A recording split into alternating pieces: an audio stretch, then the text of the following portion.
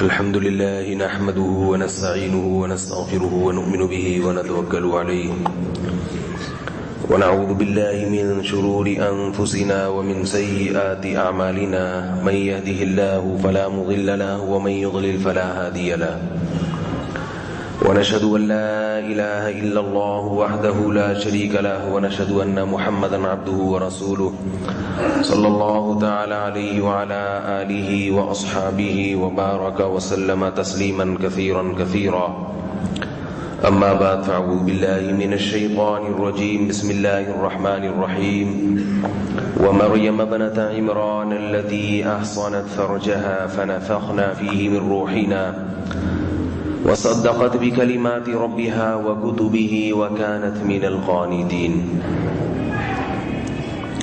28ویں پارے کی یہ آخری آیت ہے۔ آئندہ سے کوشش ہوگی کہ بیان شروع کرنے سے پہلے جو تاریخ ہے نا وہ بیان کر دیا کروں۔ تاریخ بیان کرنے کا فائدہ یہ ہوتا ہے کہ بعض ہمارے اکابر کا یہ معمول رہا ہے کہ وہ بیان شروع کرنے سے پہلے اس دن کی تاریخ بتا دیا کرتے تھے،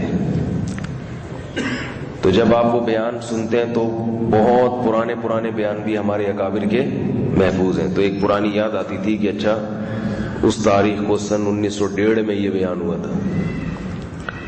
تو آج جمادی الاولیٰ کی 8 تاریخ شروع ہو چکی ہے اور فروری کی کیا ہے 5 2017 اور اسلامی ہے 1438 ہجری۔ تو یہ میں جب یہ چھوڑ دیا کروں تاریخ تو مجھے یاد دلایا کریں۔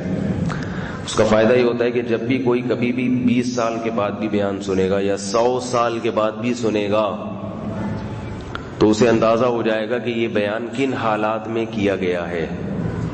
نہیں یاری میرا خیال ہے بس، اور اس کی آ جائے گی سمجھ میں 100 سال کے بعد، کیونکہ 100 سال کے بعد کا زمانہ بڑا ایڈوانس ہوگا۔ اچھا خیر، تو 28ویں پارے کی میں نے آخری آیت پڑھی ہے، بس آج اس کو میں کوشش کرتا ہوں مکمل کروں۔ اگلے ہفتے سے ہم انشاءاللہ 27واں پارہ شروع کر دیں گے۔ کئی دفعہ کہہ چکا ہوں لیکن مکمل ہی نہیں ہوتی۔ وَمَرْيَمَ ابْنَتَ عِمْرَانَ الَّتِي أَحْصَنَتْ فَرْجَهَا، اللہ نے ایمان والوں کے لیے 2 نیک خواتین کا تذکرہ کیا ہے، ایک فرعون کی بیوی کا جس کا بیان ہو چکا، اور ایک حضرت مریم کا جو عمران کی بیٹی تھی۔ اللہ نے حضرت مریم کی جو صفات قرآن میں بیان کی ہیں، میں آج ان صفات کو تھوڑا تھوڑا بیان کروں گا۔ کچھ تو بیان ہو چکی ہیں، کچھ رہ گئی ہیں۔ وہ اس لیے بیان کروں گا کہ ہماری خواتین اگر اللہ کی نظر میں پسندیدہ اور محبوب بننا چاہتی ہیں تو انہیں بھی اپنے اندر وہ صفات پیدا کرنی پڑیں گی۔ ہم اپنے لحاظ سے خود کو اچھوں کی فہرست میں شامل نہیں کر سکتے۔ ہمیں اپنے آپ کو اچھوں کی فہرست میں اس وقت شامل کر سکیں گے جب ہم اللہ اور اس کے رسول کے بتائے ہوئے طریقے کے مطابق زندگی گزاریں اور اللہ اور اس کے رسول کہہ دیں کہ تم اچھے ہو۔ اچھے ہونے کا کرائیٹیریا کیا ہے؟ ایک میرا کرائیٹیریا، ایک آپ کا، لیکن اصل کس کا ہے؟ اللہ کا۔ تو آج دین کے نام پہ بھی بہت زیادہ گمراہی پھیلائی جا رہی ہے۔ نام قرآن و سنت کا استعمال کیا جا رہا ہے مگر خواتین کو گھروں سے آزاد بنایا جا رہا ہے۔ بھئی اسلام میں کوئی پابندی نہیں ہے، بھئی اسلام تو ایک وسیع مذہب ہے، بھئی اسلام میں ایسا نہیں ہے، سب کے حقوق برابر ہیں، ایسا نہیں ہے۔ اسلام نے مرد کی اور عورت کی حیثیت میں فرق رکھا ہے، کیونکہ ان میں میڈیکلی جب ان میں فرق ہے، حقیقت میں جب اس میں فرق ہے تو احکام میں بھی فرق ہے۔ تو حضرت مریم کی اللہ نے قرآن میں جو یہاں سب سے پہلی صفت بیان کی، احصنت فرجہا، اپنے آپ کو انہوں نے برائی سے بچایا۔ تو تو عورت کی سب سے پہلی صفت کیا ہے؟ اس پہ نامحرم مرد کی ہوس کی نگاہیں نہ پڑیں. وہ ایسا حجاب لے کہ کوئی مرد اس کی آواز سے بھی لذت حاصل نہ کرے، اس کے جسم کو دیکھ کے بھی اس سے لذت حاصل نہ کرے. یہ سب سے پہلی صفت ہے عورت کی. اگر کوئی عورت اس معیار پہ پوری نہیں اترتی تو جو مرضی کر لے. اس نے اللہ کا ایک بہت بڑا حکم توڑ دیا. عورت کی زینت اصل میں ہے کس کے لیے؟ اس کے شوہر کے لیے. باقی وہ زینت اختیار کر سکتی ہے اپنی سہیلیوں کے سامنے، جو اس کی خواتین جو اس کی دوست ہیں ان کے سامنے زینت اختیار کر سکتی ہے. عورت کا عورت سے کتنا پردہ فرض ہے یہ مسئلہ بھی بتا دوں. عورت کا محرم مرد سے کتنا پردہ فرض ہے اور عورت کا نامحرم سے کتنا پردہ فرض ہے.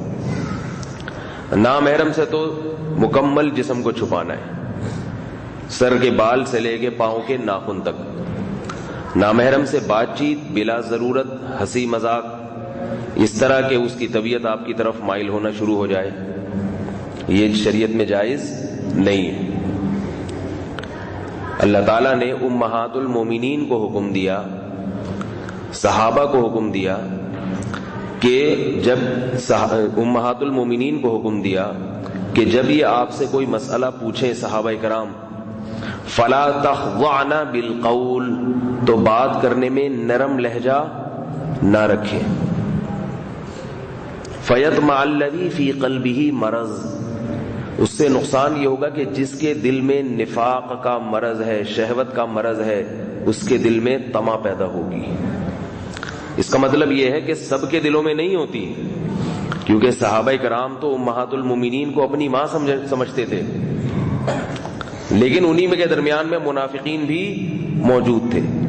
تو اللہ نے پابندی لگا دی امہات المومنین پہ کہ نرم لہجے میں بات نہیں کرنا. ٹھیک ہے سب کو نقصان نہیں ہوگا، مگر بعض کی ہوس کی نگاہیں اور ہوس کے خیالات تمہاری طرف آ سکتے ہیں. تو اللہ پیغمبر کی بیویوں کو اس عیب سے بچانا چاہتے ہیں. تو خواتین کو چاہیے کہ جب کسی مرد سے بات کریں، کسی ضرورت سے بات کرنا پڑ جائے، تو عورت کی آواز میں ایک فطری طور پہ لچک ہوتی ہے، تو اس لچک کو ختم کریں، ٹو دا پوائنٹ بات کریں اور پھر ختم. اور زیادہ بہتر یہ ہے کہ کریں ہی نہیں. کیا خیال ہے بھائی؟ بعض ایسی تقوی والی خواتین بھی ہم نے کرنی نہیں ہے بات کسی مرد سے. ہمارے حضرت مفتی رشید احمد صاحب رحمہ اللہ تعالیٰ کے ہاں جب فون بجا کرتا تھا، گھر میں جو ٹیلی فون تھا، تو اس کا تصور ہی نہیں تھا کہ حضرت کی اہلیہ فون پہ جواب دیں، تھا ہی نہیں. حضرت نے ایک دفعہ ان سے فرمایا کہ آپ فون اٹھا لیا کریں، بعض دفعہ ضروری فون ہوتا ہے، تو آگے سے اگر کسی مرد کی آواز ہو تو بولے نہیں بلکہ مجھے بتا دیں، اشارہ کر دیں، میں اور اگر خاتون ہو تو بات کر لیں. انہوں نے کہا میں فون اٹھاؤں گی. وہ حضرت سے بھی آگے انہوں نے فرمایا میں نے فون اٹھانا ہے ہی نہیں، مجھے ان چیزوں سے دلچسپی نہیں. میں یہ نہیں کہہ رہا یہ تقوی اختیار کرنا فرض ہے، ہر ایک پر یہ اپلائی نہیں کیا جا سکتا، لیکن عورت اگر اپنے اختیار سے اور اپنی مرضی سے اپنے اوپر یہ پابندی لگا دے کہ میں نے فون اٹھانا ہی نہیں ہے، مجھے کیا ضرورت ہے، میرا بچے ہیں، میرا شوہر ہے، میری زندگی گزر رہی، کیا کرنا ہے میں نے ٹیلی فون، تو یہ تقوی کی بات ہے. فون اٹھانے سے گناہ نہیں ملے گا. بات کو سمجھا کریں.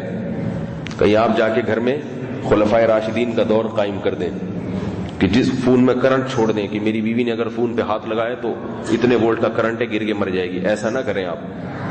لیکن عورت اگر اپنی مرضی سے اپنے اختیار سے یہ کام کر لے کہ بھئی میں نے ٹیلی فون گھر میں جو PDCL لگا ہے اٹھانا ہی نہیں ہے، اور اپنے موبائل میں جو ہے نا صرف اپنے جاننے والی خواتین اور اپنے محرم مردوں کے نمبر سیو کر لیں، کسی اور کا فون آتا ہے اٹھانا ہی نہیں ہے، اٹھانا ہی نہیں ہے. کیا ضرورت ہے، کیا ضرورت ہے؟ یہ حضرت مریم کی صفت تھی، مردوں سے دور. اور اگر کبھی کوئی ضرورت پڑے مسئلہ پوچھنے کے لیے، اپنے شوہر کو کہیں کہ مفتی صاحب سے پوچھ کے بتا دیں. شوہر اگر ایسا مخنچو ہے معذرت کے ساتھ کہ وہ پوچھتا ہی نہیں ہے، یہ 6 مہینے لگا دیتا ہے، یہ پوچھتا ہے کچھ ہے سمجھتا کچھ ہے، بعض دفعہ پوچھا کچھ جواب تو پھر بہت ضرورت ہے تو پھر کسی مفتی کا فون نمبر سیو کر لیں کہ بھائی مسئلہ اس سے پوچھ لیا کروں گی، اور اس میں بھی بات کیا کرنی ہے؟ مختصر۔ خواتین کی طبعی طور پہ عادت ہوتی ہے، میں برائی نہیں کر رہا کہ وہ جان جان کر بات کو طول دیتی ہیں نامحرم مرد سے بات کرنے کے لیے، کسی پہ بدگمانی جائز نہیں ہے، لیکن عورت کی فطرت ہے، یہ اللہ نے بھی قرآن میں بیان کیا کہ وہ بات کرنے میں نا ان کو کمال نہیں ہے، یعنی وہ اپنی بات سمجھانے کا ایسا ملکہ نہیں رکھتی جیسا اللہ نے مرد کو طاقت دی ہے، یہ تو قرآن مجید میں ہے۔ اللہ نے ارشاد فرمایا وَهُوَ فِي الْخِصَامِ غَيْرُ مُبِينٍ، عورت کے بارے میں اللہ نے بتایا کہ یہ بات بیان کرنے میں، قوت کلام میں عورت میں اتنی طاقت نہیں ہوتی جتنی طاقت اللہ نے مرد میں رکھی ہے، الا ماشاء اللہ، بعض خواتین میں ہوتی ہے، حضرت عائشہ میں بہت تھی، حضرت عائشہ رضی اللہ تعالی عنہ کا کلام مختصر اور جامع ہوتا تھا، تو بعض خواتین ہوتی ہیں جن کو اللہ نے ایسی طاقت دی ہوتی ہے کہ وہ 2 لفظوں میں اپنا مدعا بیان کر دیتی ہیں، لیکن اکثر کی بات ہو رہی ہے، اکثر کیا ہوتا ہے کہ ان کی طبیعت میں یہ بات ہے کہ وہ اتنی سی بات ہوگی اس کو لمبا کھینچ کے لے جائیں گے، تو مختصر کر لیں۔ اس کا طریقہ یہ کہ بھائی جس مولانا صاحب سے، مفتی صاحب سے مسئلہ پوچھنا ہے، لکھ لیا آپ نے، لکھ لیا، پہلے اس کو پڑھ لیا، اس سے مولانا صاحب کا وقت بھی بچ جائے گا، مفتی صاحب کا ٹائم بھی، آپ کا ٹائم بھی بچے گا، اور پھر لکھا ہوا پڑھ کے سنا دیا۔ کل ایک صاحب کا فون آیا، پرسوں بلکہ، انہوں نے لکھا مسئلہ، انہوں نے کہا میں مختصر بات کروں گا تاکہ آپ کا وقت ضائع نہ ہو، مسئلہ لکھ کے مجھ سے کہا میں مسئلہ پوچھ رہا ہوں آپ جواب دے دیں، میں نے کہا جی ٹھیک ہے، کہہ رہے میں نے لکھ کے لایا ہوں، میں پڑھ کے سناؤں گا، مجھے بڑی خوشی ہوئی کہ بھائی ٹو دا پوائنٹ بات ہوگی۔ اب وہ 2 لائنیں پڑھتا ہے، اس کے بعد اپنی تشریح شروع کر دیتا ہے، مجھے یہی نہیں پتا چل رہا کہ اس کی لکھی ہوئی تحریر کب ختم ہو رہی ہے اور اس کی اپنی تقریر کب شروع ہو رہی ہے، تو میں دماغ میرا گڑبڑ ہونے لگا، میں نے کہا یہ آپ لکھا ہوا جو پڑھ رہے ہیں یا اپنی تشریح؟ کہہ رہے ہیں اپنی کر رہا ہوں، تو میں نے کہا لکھا ہوا پڑھ، کہہ رہے اچھا میں لکھا ہوا پڑھ کے دوبارہ، میں تو لکھ کے ہی صحیح لایا تھا، پھر لکھا ہوا پڑھنا شروع کیا، پھر پٹری سے ہٹ گیا، اب لکھا ہوا پڑھتے پڑھتے درمیان میں کہہ رہے اصل میں ہوا یہ تھا، میں نے کہا اصل وصل کو چھوڑو، جو لکھا ہوا ہے وہ بتاؤ بھائی، پھر وہی الفاظ کو ریپیٹ کر رہا ہے، میں سمجھ گیا ریپیٹ، لکھنے میں تو ریپیٹ نہیں ہوتے نا الفاظ، میں نے کہا یا تو آپ اپنی شرح بیان کر دیں پھر لکھا ہوا نہیں ہو، یا لکھا ہوا ہے تو پورا لکھا ہوا پڑھیں، میں نے کہا اب اگر آپ نے درمیان میں چھوڑا میں فون بند کر دوں گا، لکھا ہوا جو ہے اس کو جب اینڈ ہو جائے نا تو مجھے بتا دو دی اینڈ، اس کے بعد جو چیز مجھے سمجھ میں نہیں آئے گی وہ میں آپ سے خود پوچھ لوں گا۔ تو اس نے وہ لکھا ہوا پورا پڑھا، میں سمجھ گیا کہ کیا پوچھنا چاہ رہا ہے، پھر تشریح کرنے لگا، میں نے کہا تشریح کی ضرورت نہیں ہے، جو آپ نے لکھی ہوئی تحریر پڑھ لی نا، مجھے سوال آپ کا سمجھ میں آ گیا۔ تو خواتین بھی اگر اس طرح کریں، میں پابند نہیں بنا رہا کہ وہ پھر کہیں گے یہ مسئلہ ہی پوچھنا ایک مصیبت بن گیا، لے کے بیٹھے رہو، ٹھیک ہے نا۔ لوگ پہلے ہی علماء پر یہ شکایت کرتے ہیں کہ یہ عوام کو وقت ہی نہیں دیتے، اوپر سے علماء ایک اور پابندی لگا دیں گے، پہلے ریٹن میں لکھ کے لاؤ پھر پڑھ کے سناؤ خبر نامے کی طرح۔ ایک آپشن دے رہا ہوں کہ یہ ایک فائدے کی چیز ہے، تو کسی نامحرم مرد سے غیر ضروری طور بات کرنے کی کیا ضرورت ہے؟ ہاں البتہ یہ ہوتا ہے کہ بعض دفعہ اپنے قریبی رشتہ دار ہوتے ہیں جو عمر میں زیادہ ہوتے ہیں اور ان سے کسی فتنے کا اندیشہ نہیں ہوتا، عورتوں کو خود اندازہ ہو جاتا ہے کہ ہمارے خاندان میں کون شریف آدمی ہے اور کون 2 نمبر آدمی ہے، یہ عورتوں کو بہت جلدی اندازہ ہوتا ہے۔ عورت مرد کی نگاہ دیکھ کے پہچان جاتی ہے کہ کس کی نگاہ میں شرافت ہے اور کس کی نگاہ میں شر اور آفت ہے۔ نہیں یاری بات سمجھ، عورت سمجھ جاتی ہے یہ کہ کس کی نگاہ مجھ پہ جو پڑ رہی ہے غلط پڑ رہی ہے اور کس کی نگاہ ایسے پڑ رہی ہے جیسے بہن سمجھ رہا ہوں مجھے، یہ عورتیں پہچان جاتی ہیں۔ تو خاندان کے جو یعنی قریبی افراد ہیں نا، جس میں جیسے شوہر کے بڑے بھائی کو کیا بولتے ہیں؟ جیٹھ۔ اب جیٹھ ہے عمر میں زیادہ ہے اور جوائنٹ فیملی ہے، تو پھر اگر ضرورت سے جیٹھ سے بات کرنی پڑ جائے یا خیر خیریت پوچھنی پڑ جائے تو تمیز کے دائرے میں رہ کے اس سے بات چیت کی جا سکتی، خیر خیریت کی جا سکتی ہے، اس سے پوچھا جا سکتا ہے چائے کا، شربت کا، کولڈ ڈرنک کا، جو بھی چیزیں کا گھر میں معمول ہے، یہ چیز پردے کے منافی نہیں ہے، کیونکہ گھر کے بڑوں کی بہرحال ایک احترام ہے۔ اسی طرح وہ اور بھی ایک رشتہ ہوتا ہے نا یار، یاد نہیں آتے مجھے، دیور ہے، دیور اگر عمر میں کیا ہے زیادہ ہے، بالکل ینگ جوان دیور ہے، اس سے بہت احتیاط رکھیں. حدیث میں آتا ہے الحم وہ موت، دیور کیا ہے؟ موت ہے، اس سے سخت پردہ ہے. لیکن اگر وہ عمر میں زیادہ ہے اور اس کے عادات سے، بات چیت سے بھی پتہ چل جاتا ہے کہ یہ اپنے آپ کو بھی بزرگ سمجھتے ہیں، حرکتیں ان کی بزرگوں والی ہیں، تو ان سے بھی ضرورت کی حد تک بات چیت کھلے، یعنی تھوڑی سی بات چیت انسان کر لے، خیریت سے آپ، طبیعت ٹھیک ہے، وہ کیسی ہیں، دیور کی بیوی کو کیا ہوتی ہے، ان کی کیا لگے گی، وہ دیورانی صاحبہ کیسی ہیں، اس دن بڑی ٹیڑھی نگاہوں سے دیورانی صاحبہ مجھے دیکھ رہی تھی، وہی حال ہے یا ابھی تھوڑی سی کنڈیشن چینج ہو گئی ہے. اس طرح کے جو بھی سوالات ہوتے ہیں چائے پانی کا پوچھ سکتی ہیں ان سے. شرعی پردے کا یہ مطلب نہیں ہوتا کہ کونے میں دب کے بیٹھ گئے، اب گھر کا کوئی فرد آ رہا ہے تو اسے پوچھا ہی نہیں جا رہا. تو یہ اسی طرح بھابھی کی عمر زیادہ ہے اور دیور کی عمر کم ہے، تو وہ بھی بھابھی کو اپنی ماں کی جگہ سمجھے. بھابھی پہ پردہ تو فرض ہوگا، لیکن اگر وہ دیور کی خیر خیریت معلوم کر لیتی ہیں کہ وہ سفر سے آیا ہے، کوئی چیز پوچھ لی. ہم لوگ جوائنٹ فیملی میں رہتے تھے، یہ تو اب ہم الگ الگ ہوئے نا، اب تو رہ بھی نہیں سکتے. اب اتنے بچوں کو لے کے کہاں میں رکھوں گا جوائنٹ فیملی میں، میری فیملی ہوگی. تو پہلے ہم سب اکٹھے رہا کرتے تھے اور ہم سب کی جو بھابیاں تھیں وہ ایک دوسرے، وہ سب دیوروں سے پردہ کرتی تھی. ہم لوگ 4 بھائی تھے کیا الحمدللہ ہیں، تھے ایسے سمجھ جیسے تھے ہم لوگ 1901 کے ہوں کوئی، اور ہم سب کی زوجات ایک ہی گھر میں رہا کرتی تھی. تو ہماری جو بڑی بھابیاں تھیں وہ جب میں سفر سے آتا تھا، بھائی اگر نہیں ہوتے تھے، بھائی اگر ہوتے تو وہ خود پوچھتے، نہیں ہوتے اور گھر میں کوئی خاتون نہیں ہے تو ہم سے پوچھ لیا کرتی تھی، بھائی کوئی چاہیے، کوئی چائے چاہیے، کھانا چاہیے، تو کھانا بھی پکا کے رکھ دیتی تھی پردے میں، چہرہ نہیں کھولتی تھی ہمارے سامنے، پردے میں کھانا بھی رکھ دیا سامنے. تو گھر کا سارا سیٹ اپ ہمارا بڑے اچھے طریقے سے چلا ہے. یہ جو لوگ کہتے ہیں نا جوائنٹ فیملی میں پردہ کرنا ممکن نہیں ہے، یہ جھوٹ بولتے ہیں. اور یہ اللہ کا ہم پہ فضل ہوا ہمارے شیخ مفتی رشید احمد صاحب رحمہ اللہ کی وجہ سے. انہوں نے ہمارے گھر کا ماحول درست کر دیا، کیونکہ جوائنٹ فیملی ہو اور پردے کا ماحول نہ ہو یہ بڑا گندا ماحول ہوتا ہے. کزنیں بھی آ رہی ہیں، ہاں ہاں ہوئی چل رہا ہے، وہ کزن بھی گھستے چلے آ رہے ہیں، جوان کزنیں ہیں، جوان کزن ہیں، ایسے آپس میں گل گپاڑے ہوتے ہیں اور ہنسی مذاق ہوتا ہے. میں تو دیکھتا ہوں تو میں کہتا ہوں ان لوگوں کی، ان کے گھر کے جو سربراہ ہیں وہ ان کو برین ہیمریج کیوں نہیں ہوتا یہ منظر دیکھ کے. کیا طوفان بدتمیزی ہو رہی ہے، کیا طوفان بدتمیزی. تو کتنا اچھا ماحول ہمارے شیخ نے ہمارے گھر کا بنا دیا. اللہ ان کی قبر کو نور سے بھر دے. ہمارے خاندان کے جتنے بھائی بھابیاں تقریباً سبھی بیعت ہو گئے تھے ہمارے ایڈریس سے، تو سب کا سیٹ اپ صحیح ہو گیا. والد صاحب تو چاہتے ہی تھے یہی ماحول بنے گھر کا، لیکن وہ تبلیغ میں وقت لگاتے تھے، ان کی سنتا کون تھا.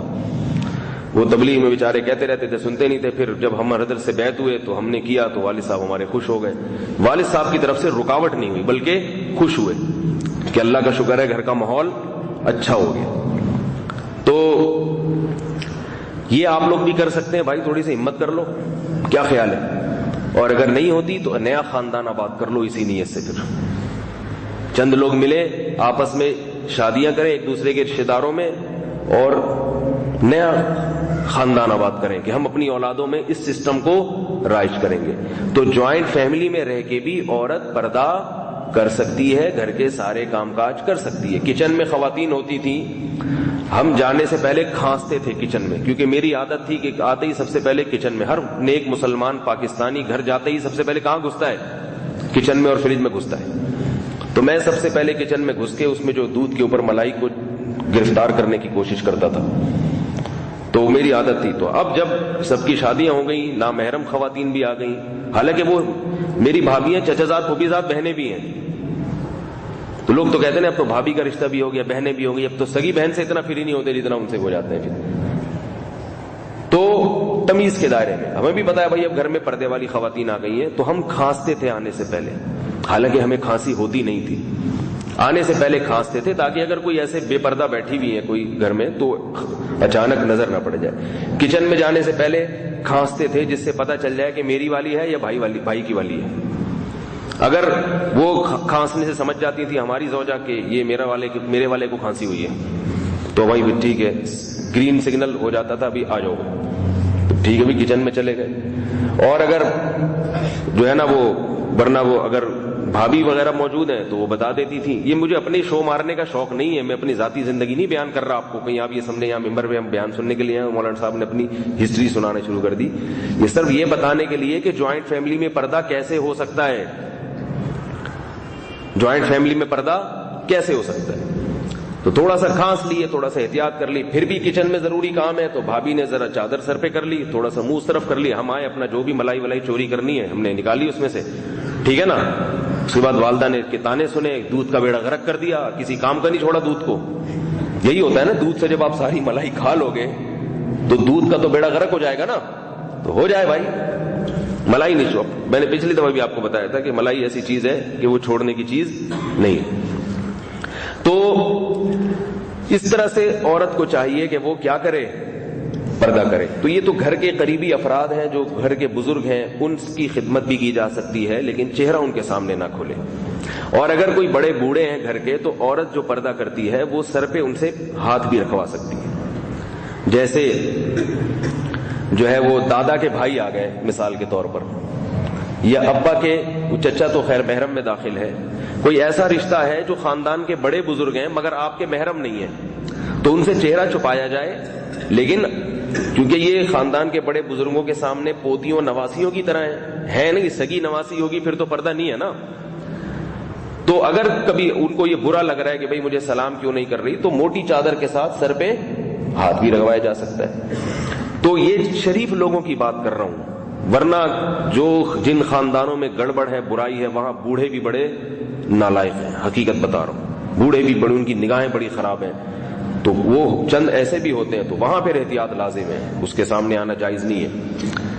تو اللہ نے حضرت مریم کی صفت کیا بیان کی, عفت اور پاک دامنی. تو میں اس کی وہ بتا رہا تھا کہ نام محرم سے پردہ کیسا ہے, سر کے بال سے لے کر پاؤں کے ناخن تک. البتہ جوائنٹ فیملی میں پردے میں یہ آسانی ہے کہ اگر کبھی کلائی کھل جائے کام کاج کے دوران اور دیور کی نظر پڑ جائے تو وہ معاف ہے.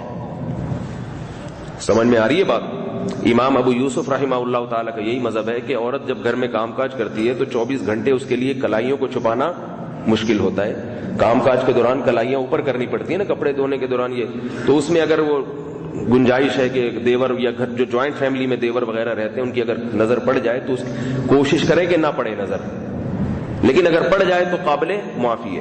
چہرہ بھی چھپانے کی کوشش کریں, اگر احتیاط کے باوجود چہرے پہ کبھی نظر پڑ جاتی ہے, کبھی غلطی سے آمنا سامنا بھی ہو جاتا ہے, تو اب یہ نہیں کہ ہائے ہمارا تو پردہ ہی ختم ہو گیا, ہم تو 20 سال سے اپنے منہ کو چھپا کے بیٹھے ہوئے تھے. تو کچھ بھی نہیں ہوتا بھائی, غلطی سے نظر پڑ جائے تو وہ معاف ہے, تو آئندہ دوبارہ احتیاط کر لیں. تو اس طرح سے بڑے آرام سے عورت پردہ کر سکتی ہے. یہ تو ہے گھر کے لوگوں سے. اور گھر کے جو باہر کے افراد ہیں ان سے کیسے پردہ کرنا ہے, سر کے بال سے لے کر پاؤں کے, بولو بھائی, ناخن تک. البتہ اس میں کوئی خاتون اگر کسی ضرورت سے جاب کر رہی ہیں, جیسے آج ایک ڈاکٹر تھی, ان کا فون آیا کہ میں تو ہاسپٹل میں بیٹھتی ہوں, تو وہاں تو مردوں کا گزر بہت ہوتا ہے اور میں 24 گھنٹے اپنے چہرے کو نہیں چھپا سکتی. تو ان کو میں نے کہا کہ اگر جوان خاتون ہے تو چہرہ تو چھپانا پڑے گا. جوان عورت کو اس زمانے میں چہرہ کھولنے کی قطعاً اجازت نہیں ہے. البتہ میں نے کہا کہ آپ کو چونکہ ہاسپٹل میں اندھیرا بھی ہوتا ہے نا, یعنی وہ پھر لائٹیں اتنی نہیں ہوتی کہ دن کی روشنی کی طرح, تو اگر آپ کو دیکھنا مشکل ہو رہا ہے تو پھر آنکھیں کھولنے کی اجازت ہے. میں نے سعودی عرب میں دیکھا ہے, وہاں سعودی عرب میں پردے کی سخت پابندی ہے, تو وہاں جو ڈاکٹر خواتین ہوتی ہیں جتنی دیر بھی ہاسپٹل میں بیٹھتی ہیں نقاب لے کے بیٹھتی ہیں, سعودی گورنمنٹ کی طرف سے اجازت نہیں ہے. سعودی عرب میں بعض چیزیں بڑی خاندانی ہیں, تو جہاں لوگ سعودی عرب کی برائیاں کرتے ہیں تو وہاں ان کی اچھائیاں بھی دیکھا کرو. تو نقاب میں خواتین بیٹھی ہوتی ہیں, وہ ڈاکٹر ہیں, وہ علاج کر رہی ہیں, تو ہماری خواتین بھی کر سکتی ہیں ایسے کہ ڈاکٹر ہیں نقاب لے کے کر دیں, آنکھیں بھی چھپائیں. اگر آنکھیں چھپا کے نظر ہی نہیں آ رہا, مشکل ہو رہا ہے ہاسپٹل میں, تو آنکھیں کھولنے کی اجازت ہے. اس میں بہتر ہے کہ کوئی چشمہ لگا لیں, لیکن چشمہ ظاہر ہے وہ بلیک یا ڈارک چشمہ لگانا پڑے گا, اس میں پھر یہی مسئلہ ہے کہ نظر نہیں آئے گا. ایسی صورت میں گنجائش ہے آنکھ کھولنے کی. تو اس سے کیا ہوگا کہ دوسری ڈاکٹر خواتین کو بھی آہستہ آہستہ خیال آئے گا. تو جب ڈاکٹر بنی ہے تو اور پھر جاب کر رہی ہیں, تو پھر اس کی شریعت کی پابندیاں تو کرنی پڑیں گی نا, یہ پابندیاں تو کرنی پڑیں گی. تو یہ عورت کا پردہ کس سے ہے, مرد سے.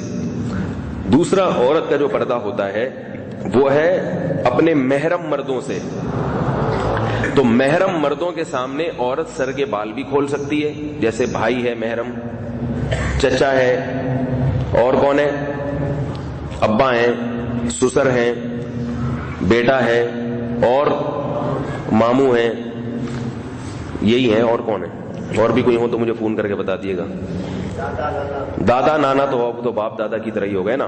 اسی طرح نانا کے بھائی اور نانا کی بہن، دادا کے بھائی اور دادا کی بہن، یہ سب محرم میں داخل ہے. تو ان سے کتنا پردہ ہے؟ عورت ان کے سامنے چہرہ بھی وہ تو کھول سکتی ہے، سر کے بال بھی کھول سکتی ہے، کلائیاں بھی، اور پاؤں کی پنڈلیاں بھی کھولنے کی گنجائش ہے، اجازت ہے. مگر بعض چیزیں شریعت میں جائز تو ہوتی ہیں مگر پسندیدہ نہیں ہوتی. نہیں آ رہی میرا خیال ہے بات. جائز ہوتی ہیں مگر وہ پسندیدہ نہیں ہوتی. ایک دفعہ ایک صاحب کا فون آیا کہ عورت جو ہے نا وہ میرے سامنے، میری بہنیں سر کے بال کھول سکتی ہیں، کلائیاں کھول سکتی ہیں، پنڈلیاں بھی کھول سکتی ہیں، تو اگر وہ اسکرٹ پہنے گھر کے اندر اور سب محرم ہی ہو تو اس میں کیا خرابی ہے؟ میں نے کہا مناسب نہیں ہے، بہت مکروہ ناپسندیدہ عمل ہے. کہہ رہے جائز تو ہے نا. میں نے کہا دیکھو بعض چیزیں جائز ہوتی ہیں مگر شریف لوگوں پہ سوٹ نہیں کرتی. کہہ رہے نہیں یہ تو اپنی طرف سے شریعت میں اضافہ کر رہا ہوں. میں نے کہا ٹھیک ہے، کل سے آپ چڈی بنیان میں گھومیں. کل سے آپ کس میں گھومیں؟ چڈی بنیان. میں نے کہا چڈی لے لیں، ناف سے لے کے گھٹنے تک کی پینٹ ہو، بنیان کی ضرورت ہی نہیں ہے. مرد پہ سطر کہاں سے کہاں تک ہے؟ ناف سے لے کے گھٹنوں تک. اس سے اوپر کا ایریا چھپانا فرض نہیں ہے. تو میں نے کہا آ سکتے ہیں اس طرح سے مسجد میں ہے بھائی، یا آپ اپنی بہنوں کے سامنے اس طرح بیٹھ جائیں، بہنیں ہی تھپڑ ماریں گے، بولے شرم نہیں آتی کہ ہمیں اپنی چانپیں کیوں دکھا رہے ہو بھائی، تم کیوں اپنی پسلیاں دکھا رہے ہو؟ تو کچھ تہذیب بھی کوئی چیز ہوتی ہے کہ نہیں ہوتی. تو میں نے کہا جیسے آپ کے لیے اگرچہ پنڈلیاں کھولنا آپ کے لیے بھی جائز ہے، ناف سے نیچے چھپانا فرض ہے، اس سے اوپر کا ایریا آپ بھی کھول سکتے ہیں، اور امام بھی کھول سکتا ہے. امام سب چٹی بنیان میں آ جائیں، آپ پکڑ کے نکالو گے نا، بولو گے بھائی میں تو شرعی چٹی پہنی ہوئی ہے، اس پہ کیا اعتراض ہے؟ ناف سے لے کے گھٹنوں تک. آپ بولو گے امام کا ایک وقار ہوتا ہے، پراپر ڈریس ہونا چاہیے. تو اسی طرح عورت جو شریف عورت ہے اس کا بھی ایک وقار ہوتا ہے، اس کا بھی پراپر ڈریس ہونا چاہیے گھر کے مردوں کے سامنے. تو مردوں کے سامنے وہ ایسا ڈریس نہ پہنے کہ دیکھنے میں کیا لگے وہ کہ بھئی اچھے خاندان کے لوگ نہیں ہیں. دیکھنے میں میں کسی کو برا خاندان کا نہیں کہہ رہا، بعض اچھے خاندان کے ہوتے ہیں لگتے برے ہیں، بعض ہوتے برے ہیں لگتے اچھے ہیں. تو یہ حقیقت تو اللہ ہی جانتا ہے نا. کام تو ایسا نہ کرو کہ دیکھنے میں آپ کیا لگے. اب اسکرٹ پہن کے اپنے بھائی کے سامنے آنا یہ شرم و حیا کے خلاف ہے. اس لیے ہمارے اکابر بزرگوں کا ہمیشہ سے معمول رہا ہے، ان کے گھروں کی جو خواتین تھیں وہ اپنے بھائیوں کے سامنے سر پہ چادر لے کے بیٹھتی تھیں. خاص طور پہ بڑا بھائی آ گیا تو احترام میں کیا کر لیتی تھی؟ سر پہ چادر. اور ابا آ گئے تو ابا کے سامنے بھی سر پہ دوپٹہ لے لیا. تو یہ شریف لوگوں کی ہمیشہ سے عادت رہی ہے. تو فرض واجب نہیں ہے باپ کے سامنے سر پہ چادر لینا، لیکن شرافت کا بہرحال تقاضا ہے کہ ابا گھر میں اگر آ گئے ہیں تو جوان بیٹی کو چاہیے سر پہ چادر ڈال لیں. سسر گھر میں آ گئے ہیں تو بہو کو چاہیے سر پہ چادر ڈال لیں، جسم کو ڈھانک لیں. سمجھ میں آ رہی ہے بات کی نہیں آ رہی؟ تو شرافت کا تقاضا ہے، فرض واجب نہیں ہے لیکن شرافت کا تقاضا ہے، اچھے لوگوں کی علامت ہے. ہمارے حضرت کے جو محرم خواتین تھیں جب وہ ملنے آتی تھیں حضرت کی بہویں وغیرہ، تو اگر ان کے سر سے چادر اٹھتی تھی تو حضرت ان سے محبت سے کہتے تھے کہ بھائی چادر رکھ لو سر کے اوپر. ویسے تو حضرت کے یہاں بڑا معمول تھا، ہمارے حضرت کی بہویں حضرت کے سامنے سر کی چادر نہیں اتارتی تھی، وہ خود ہی احترام کرتی تھی. تو اگر اس طرح کا ماحول گھر میں ہو تو برا ماحول ہوگا یا اچھا ماحول بن جائے گا؟ اور اسی سے یہ بات یہ ثابت ہوئی کہ یہ جو بچیوں کو ہاف سلیوز اور ہاف آستینیں اور یہ چھوٹے چھوٹے پجامے سلوا رہے ہیں یہ بھی ختم کریں. لوگ کہتے ہیں بچی پہ پردہ فرض نہیں ہے، تو پردہ تو بچے پہ بھی فرض نہیں، اس کو کیوں نہیں ننگا گھماتے گھر سے باہر چڈی بنیان میں؟ جب اس کو پراپر ڈریس پہناتے ہو تاکہ وہ پراپر ڈریس کا عادی بن جائے.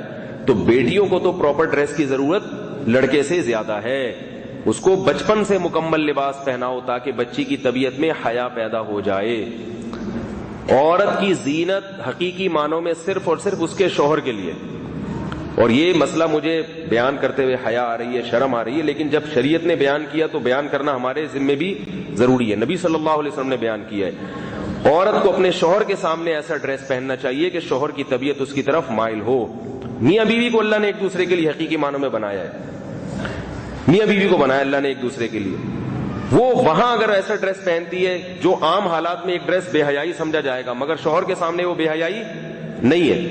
نبی صلی اللہ علیہ وسلم نے فرمایا کہ عورت کی صفات میں بیان کیا کہ اس کا شوہر اس کی طرف دیکھے تو دیکھ کر خوش ہو جائے. اب شوہر لوگ کیا کر رہے ہیں آج کل, ایک سے ایک نئے نئے ڈیزائن کی مارکیٹ میں خواتین نظر آ رہی ہیں, ان کو تنگ کپڑے پہنی ہوئی اور ایڈورٹائز میں آ رہی ہیں. جب گھر میں اپنی بیوی کو دیکھتے ہیں تو اس نے شامیانہ پہنا ہوا ہوتا ہے, پورا تمبو ہوتا ہے, تو وہ پھر وہ اس کی طبیعت کہاں جائے گی, وہ فلموں کی طرف جائے گی نا, ڈراموں کی طرف, وہ اس طرف طبیعت جاتی ہے. تو جس کے سامنے زینت اختیار کرنے کا حکم تھا, جس کو, اور مرد کے ذمے بھی لازم ہے کہ وہ ایسا ڈریس نہ پہنے کہ بیوی کو برا لگے وہ, کیونکہ اللہ نے دونوں کو ایک دوسرے کے لیے بنایا ہے نا. امام ابو یوسف کا تو یہ مذہب ہے کہ اگر انسان کی شادی ہوئی ہو, سفید بال کو کالا کرنا حرام ہے نا, لیکن امام یوسف کہتے ہیں کہ بھائی اگر بیوی کی خواہش ہے اور بیوی اپنے میاں کو جوان دیکھنا چاہتی ہے تو بیوی کو خوش کرنے کے لیے بال کو کالا کیا جا سکتا ہے, اس کی بھی اجازت دے دی انہوں نے. لیکن آپ لوگ پلیز نہ کریں, کیونکہ عنوان بیگم کو خوش کرنے کا ہوتا ہے, حقیقت میں دوسری لڑکیوں کو پٹانا مقصد ہوتا ہے, نامحرموں کو کے سامنے شو مارنا مقصد ہوتی ہے. اپنی بیویوں کو آج کل کون اتنی لفٹ کراتا ہے, تو کرانی چاہیے. تو ایسی صورت میں اس لیے ہم گنجائش دیتے ہیں کہ جس آدمی کی نئی نئی شادی ہو رہی ہو تو وہ پھر کالا کولا لگا سکتا ہے, تاکہ بیوی کم از کم پہلی رات میں ایسا نہ ہو کہ دم کروانے کا کہہ دے, آپ کی سفید بالوں کو دیکھ کے میرا دل چاہ رہا ہے کہ آپ مجھے دم کریں اور پتلی گلی سے نکلیں یہاں سے, میرے ابا نے غلط شادی کر دی ہے, ٹھیک ہے نا. تو ایسے موقع پہ بھائی ہم علماء میں کیا یعنی علماء کہتے ہیں بھائی کہ جس کی نئی نئی شادی ہو رہی ہے تو اس کو گنجائش دی جاتی ہے کہ اگر بال بیچارے کے سفید ہو گئے ہیں تو تھوڑا سا, تاکہ پھر آہستہ آہستہ بیوی مانوس ہو جائے گی, تو پھر کالا کولا لگانا چھوڑ دے, پھر بالوں میں مہندی لگا سکتا ہے یا براؤن کر سکتا ہے, ڈارک براؤن کر سکتا ہے. تو مرد کے ذمے بھی لازم ہے. میں اس لیے عرض کر رہا ہوں کہ بعض لوگ ایسا لباس پہنتے ہیں کہ بیوی کو بالکل پسند نہیں آتا. اب جو میں کہتا ہوں نا بھائی, جو خانقاہ میں آپ نے سفید کپڑے پہن لیے, 4 جیبیں سامنے, اور بالکل شامیانے جیسی قمیض پہن لی آپ نے, اور سر کو ٹنڈ کرا دیا آپ نے, اور خانقاہی ٹوپی پہن لی, تو یہ حلیہ یہ پہن کے شیخ کے پاس جاؤ گے, شیخ تو خوش ہو رہا ہے کہ بھئی جیسا میں, میرے مرید نے بالکل ویسا ڈریس پہن لیا. اپنی بیوی سے بھی پوچھا کرو کہ کیا میں تمہیں اس کنڈیشن میں اچھا لگ رہا ہوں, نہیں یاری میرا خیال ہے بات سمجھ, یہ سنت ہے, فقہاء نے اس کی تاکید کی ہے. بیگم اگر کہے واہ واہ واہ کیا زبردست ٹنڈ ہے آپ کی ماشاءاللہ, میں تو کسی ایسے ہی بندے سے شادی کرنا چاہتی تھی جس کے سر پہ بال نہ ہو, وہ تو میں نے شادی سے پہلے آپ کی تصویر دیکھی تو میں بال دیکھ کے ڈر گئی, اس میں تو جوئیں ہوں گی, اس میں تو کھٹمل ہو, لیکن جب مجھے پتا چلا کہ آپ حضرت دامت برکاتہم سے بیعت ہیں اور قیامت تک آپ کے سر پہ بال نہیں اگیں گے, تو مجھے بڑا اچھا فیل ہوا. نہیں آ رہی میرا خیال ہے بات. تو سنت ہے بھائی, بہت تاکید ہے اس کی. اللہ تعالیٰ زوجین کو محبت سے چاہتے ہیں کہ یہ دونوں محبت سے رہیں, ورنہ وہ بھی کیا کرے گی, پھر فلمی اداکاروں کو دیکھے گی, وہ کہے گی وہ فلم کا اداکار وہ اتنا, وہ میرا میاں دیکھو اتنی لمبی توند اس کی نکلی ہوئی ہے, سر بھی ٹینڈ ہوئی ہوئی ہے, گردن کا پتہ ہی نہیں ہے, اتنی موٹی موٹی گردنیں کہ سر اور گردن میں فرق ختم ہو گیا ہے. یہ فطرت ہے عورت کی, اس میں نیک اور بری کی بات نہیں ہے. بعض لوگ کہتے ہیں ہماری بیگم اتنی نیک ہے, اس کو ان چیزوں میں دلچسپی نہیں ہے. کیوں, وہ انسان نہیں ہے کیا؟ صحابیات کو دلچسپی تھی ان چیزوں میں. ایک صحابی آئی رسول اللہ صلی اللہ علیہ وسلم کے پاس, شادی ہو چکی تھی. میں یہ حدیث سنانے سے پہلے ایک واقعہ سنا. خاتون کا فون آیا کہ میرے میاں جب میرے ساتھ سوتے ہیں اتنی بدبو آتی ہے اس کے جسم سے کہ مجھے الٹی آتی ہے. سگریٹ کی بدبو الگ, گٹکے پان کی بدبو الگ, اور اس کی اپنی پسینے کی بدبو الگ, الٹی آتی ہے مجھے. اور کہہ رہی اگر مجھے کہیں امید ہوتی نا میری کہیں اور شادی ہو جائے گی, میں اس سے طلاق لے لیتی. میاں کو خیال ہی نہیں ہے, آفس جائے گا تو ایسا بن ٹھن کے جائے گا. تو یہ عورت کی فطرت ہے, جیسے مرد کی فطرت ہے کہ وہ بیوی کو اچھے اس میں صورت میں دیکھنا چاہتا ہے, تو اسی طرح عورت کی بھی فطرت ہے. اس کا خیال کرنا مذہبی فریضہ ہے. صحابی آئیں نبی صلی اللہ علیہ وسلم کے پاس, بہت خوبصورت صحابیاں تھیں وہ. انہوں نے عرض کیا یا رسول اللہ، صحیح ہے بخاری کی حدیث ہے، شادی کو ایک رات گزری تھی، انہوں نے شادی سے پہلے اپنے شوہر کو دیکھا نہیں تھا، تعریف سنی تھی کہ بہت اچھے اخلاق ہیں. اس لیے میں بار بار کہتا ہوں کہ نکاح سے پہلے ایک نظر لڑکی کو لازمی دیکھو، اور لڑکی کو چاہیے کہ وہ لڑکے کو لازمی دیکھے. صرف اخلاق سن کے اور کسی کی آواز سن کے متاثر نہ ہو، ورنہ بعد میں بڑے مسائل کھڑے ہو جاتے ہیں. اور ذہنی طور پر اپنے شوہر کو شوہر نہیں مانتی، پھر ساری زندگی کے جھگڑے کھڑے. تو نبی صلی اللہ علیہ وسلم نے، بعض لوگ کہتے ہیں تو بے غیرتی ہے، بے شرمی ہے، تو بھائی بعد کی بے شرمی سے بہتر نہیں ہے کہ تھوڑی سی بے شرمی کر لو؟ بعد میں جو طلاقیں ہوں گی اور نفرتیں ہوں گی وہ زیادہ بڑی بے شرمی. ایک لڑکا میرے پاس آیا، اس نے کہیں نکاح کا پیغام بھیجا تھا، لڑکا بہت اچھا تھا، لڑکی کے ابا سے اس نے کہا کہ بھائی میں آپ کی بچی کو ایک نظر دیکھوں گا. لڑکی کے ابا نے کہا نہیں، یہ نہیں ہو سکتا. میں نے کہا دیکھو باپ کو شرم آتی ہے ایسے کام سے، کوئی اور ٹیکنیکل طریقے سے دیکھ لو اس کو. ابا تو نہیں دکھائے گا نا بٹھا کے، اس کو تو حیا آتی ہے اس چیز سے، ان کو آ رہی ہے زیادہ حیا، نہیں دکھانا چاہ رہے وہ تو کوئی اور. تو جتنے ٹیکنیکل طریقے اس نے استعمال کیے سارے فیل ہو گئے. پورے خاندان والے چنگیز خان بن کے اس کی راہ میں رکاوٹ بن گئے، نہیں دیکھنے نہیں دیں گے، دیکھنے نہیں دیں گے سارے خاندان. بھائی چلو خاندان میں کوئی اور کوئی خاتون اس کو دکھوا دیں، کسی بہانے سے دکھوا دیں. لڑکی اگر نہیں اب سامنے آنا چاہتی کسی بہانے سے، 100 طریقے، اور خواتین کے پاس بہت سارے طریقے ہوتے ہیں.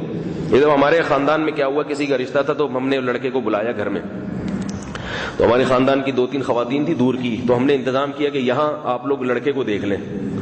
تو میں حیران تھا کہ یہ لوگ دیکھیں گی کیسے لڑکے کو. میں بڑا حیران تھا کہ ہمارے گھر میں تو کوئی کھانچا وانچا ہے نہیں، کوئی سوراخ جہاں سے جہاں. تو ایک شیشے کا دروازہ تھا، اس پہ پردہ لگا ہوا تھا. تو انہوں نے کیا کیا، باہر کی لائٹیں بند کر دی، جہاں وہ بندہ لڑکا بیٹھا ہے وہاں کی لائٹیں کھلی ہوئی ہیں، بندے کو باہر نظر کچھ نہیں آ رہا. اور خواتین جو جن خاتون نے دیکھنا تھا انہوں نے دیکھ لیا بندہ. وہ بندہ ایسا تھا کہ دیکھنے کے بعد کسی کا بھی دل نہیں چاہتا تھا کہ اس کو قبول کرے. ٹھیک ہے نا، بندہ اس قسم کا تھا، لیکن پھر بھی انہوں نے قبول کر لیا. تو چلو جیسا بھی تھا، تو اب ذہن میں ایک بات آ گئی نا کہ یہ ہے، یہ ملے گا مجھے. تو پہلے سے پتا ہو تو پھر وہ قبول کرنا آسان ہوتا ہے، اور ایک دم اچانک ہائے تو وہ بڑا مسئلہ ہوتا ہے. تو وہ صحابیہ تھیں، حضرت فاطمہ نام تھا ان کا، ان کے ساتھ یہی معاملہ ہوا. انہوں نے دیکھا نہیں، ان کا خیال تھا بھائی واجبی شکل ہوگی، مناسب ہوگی، بس اخلاق بہت اچھے ہیں، تو میں نے شکل و صورت کا کیا کرنا ہے.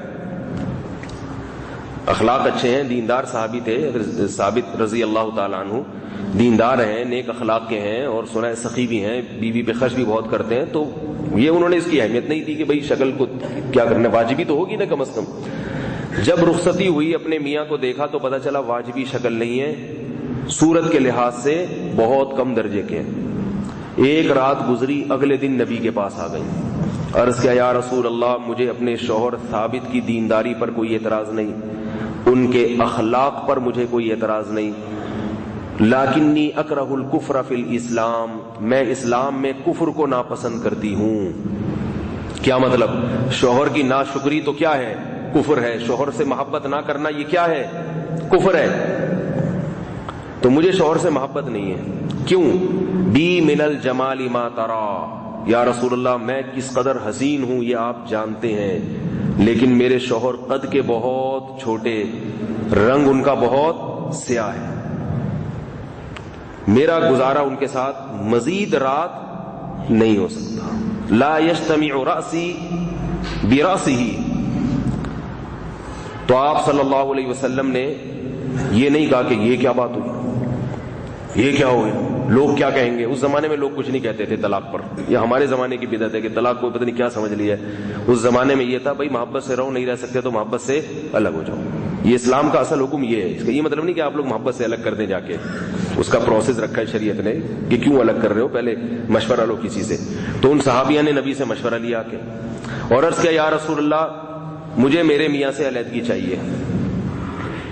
تو آپ صلی اللہ علیہ وسلم نے ان کے میاں کو بلایا اور بتایا کہ بھئی تمہاری بیوی کو تم پسند نہیں آئے، اور تم نے جو باغ مہر کے طور پہ دیا ہے نا وہ واپس لے لو، تمہارا خرچہ ہوا ہے نا مہر، تو واپس لے لو، ان کو طلاق دے دو. تو ان صحابیہ نے کہا یا رسول اللہ مہر بھی دینے کے لیے تیار ہوں، مزید بھی ان کو اگر کچھ مال چاہیے تو وہ بھی دینے کے لیے تیار ہوں. شرافت کا دور تھا، صحابی نے کہا بس میرا مہر ہی مجھے دے دو. ایک تو شرافت سے طلاق بھی دے دی صحابی نے. اگر وہ اڑ جاتے نہیں میں نے نہیں دینی، میرے تو دھوکا ہوا ہے.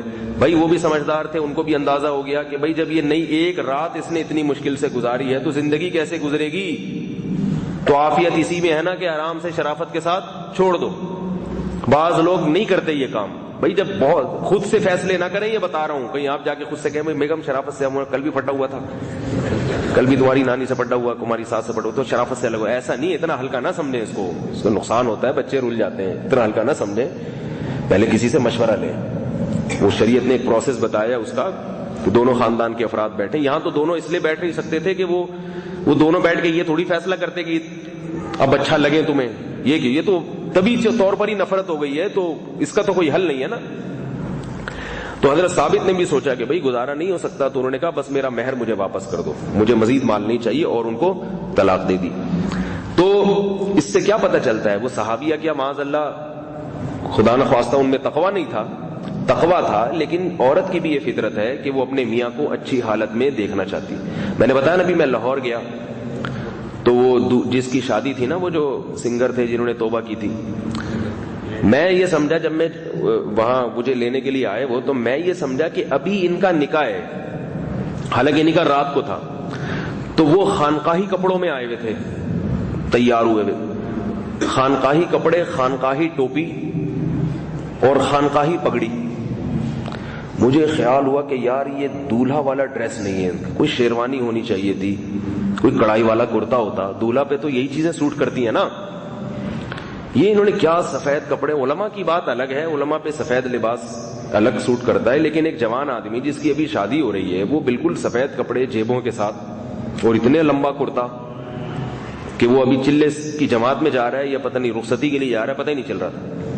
تو میں نے کہا آپ کہیں بیان کرنے جا رہے ہیں، کوئی بیعت ویت کرنے کے لیے رہا تھا؟ کہہ رہے نہیں میری شادی ہے. وہ سمجھتے تھے کہ میں مفتی صاحب جب مجھے دیکھیں گے تو خوش ہوں گے اور بولیں گے یہ ہوتی ہے دینداری، کہ شادی کے موقع پہ بھی اپنا خانقاہی ڈریس نہیں چھوڑا. یہ ہوتا ہے تقویٰ، یہ ہوتی ہے ٹرینڈ. ان کی تو ٹرینڈ نہیں تھی، وہ بھی میں نے منع کیا تھا ٹرینڈ نہیں کرانا، بولے ٹرینڈ نہیں کرانا، وہ تو شکر ہے ورنہ ٹرینڈ بھی ہو چکی ہوتی. تو یہ مفتی صاحب خوش ہوں گے، بولیں گے یہ ہے تقویٰ. جیسے عام حالات میں ویسے ہی دولہا بھی ہم اسی کنڈیشن میں بنیں گے. بیگم کو قبول کرنا ہے تو کرے، نہیں کرنا تو جائے، سوچ سمجھ کے آئے گی کہ کس آدمی کے پاس جا رہی. میں جب ان کو دیکھا نا تو میں نے کہا یار یہ تو بڑا برا ہو گیا استاد. مجھے خیال آیا کہ یار اگر ان کی دلہن نے جب دیکھا ان کو، پہلے تو جب ڈریس میں دیکھا تھا تو بڑے سوٹ بوٹ میں دیکھا تھا، جب دیکھا تھا نا جب رشتے کا پیغام، اب جب دیکھیں گی تو بولیں گی یار یہ مجھے بیعت کرانے کے لیے لے کے جا رہے ہیں، یا کسی کی فاتحہ پڑھوانے لے جا رہے ہیں، یا قل شریف کی محفل ہو رہی ہے ان کے گھر میں. تو میں نے ان سے کہا اللہ کے بندے ٹھیک ہے یہ جمعے کے دن پہن لینا، ابھی آپ کوئی شیروانی پہن لو اللہ کے بندے.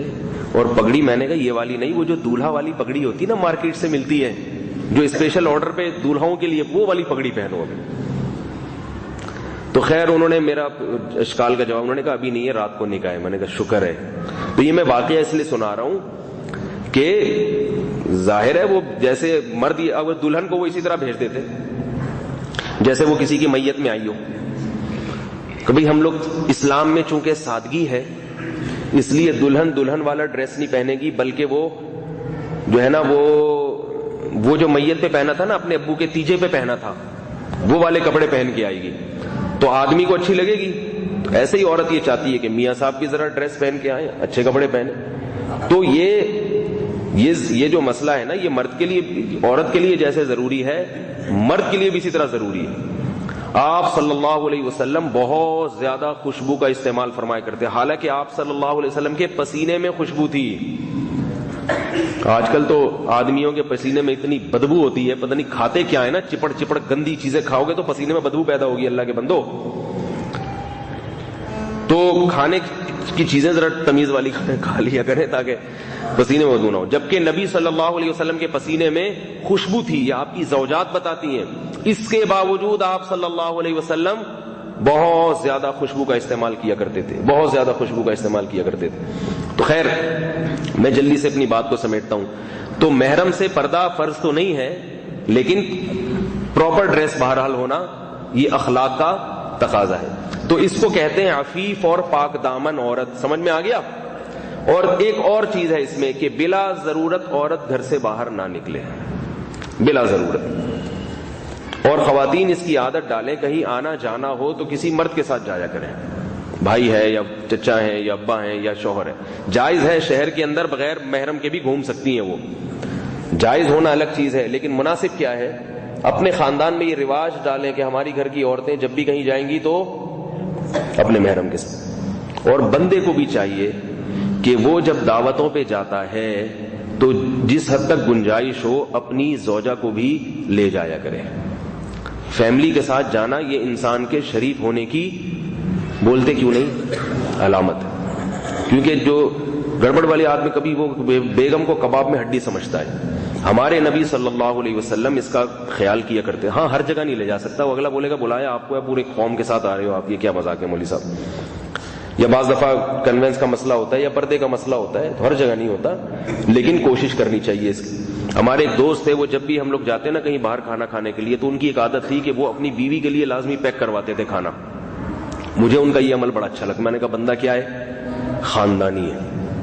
ایسے ہی تو پتہ چلتا ہے آدمی کے خاندانی ہونے کا کہ وہ جب سب کی دعوت کی ہے تو وہ اپنی گھر والی کے لیے بھی، اور اگر جوائنٹ فیملی ہے تو اماں کو بھی ساتھ شامل کرو اس میں.